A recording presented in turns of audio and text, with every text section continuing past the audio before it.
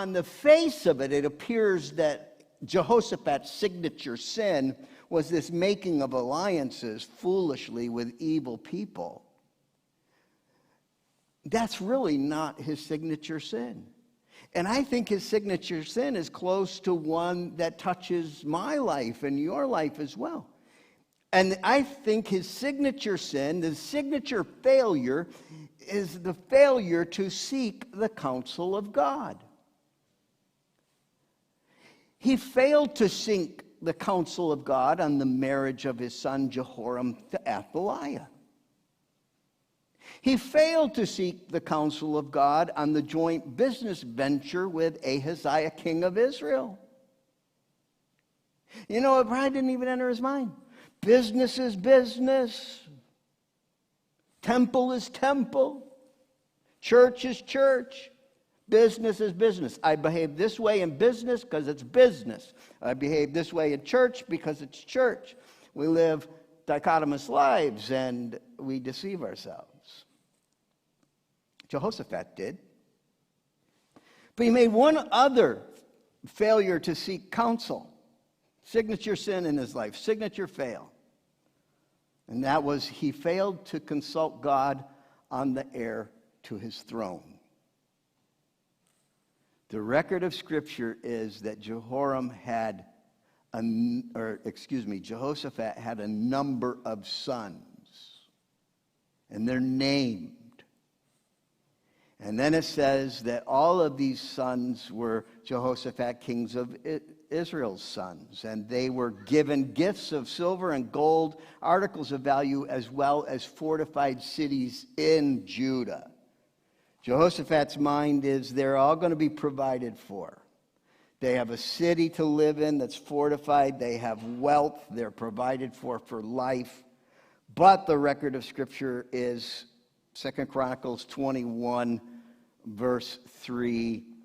But he gave the kingdom to Jehoram because he sought the Lord and the Lord chose Jehoram?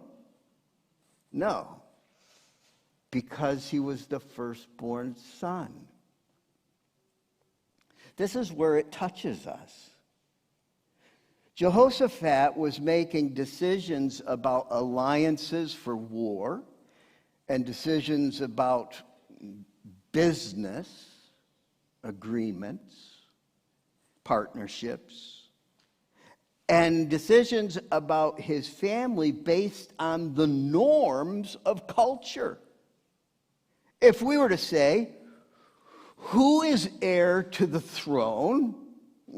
We'd say, in England, we would say it's Charles, because he is the firstborn son of the Queen. He's the heir. And after that, who would it be? Well, Charles' firstborn son, and so forth. The firstborn is heir. So Jehoshaphat's following the norm of culture. But sometimes the norm of culture is wrong.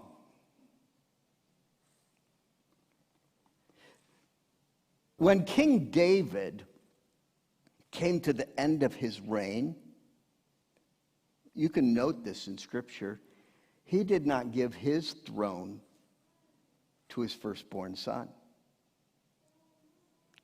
He gave his throne to the chosen of the Lord, Solomon, the son of Bathsheba.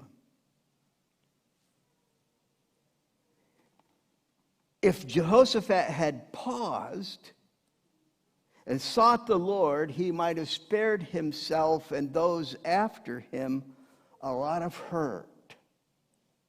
Search me, O God, and know my heart. Test me and know my anxious thoughts. See if there's any hurtful way in me, and lead me in the everlasting way. It is before the Lord that we will stand with Jehoshaphat, and the Lord, who is judge, will open the books, the record of our deeds, and we will be found weighed and wanting.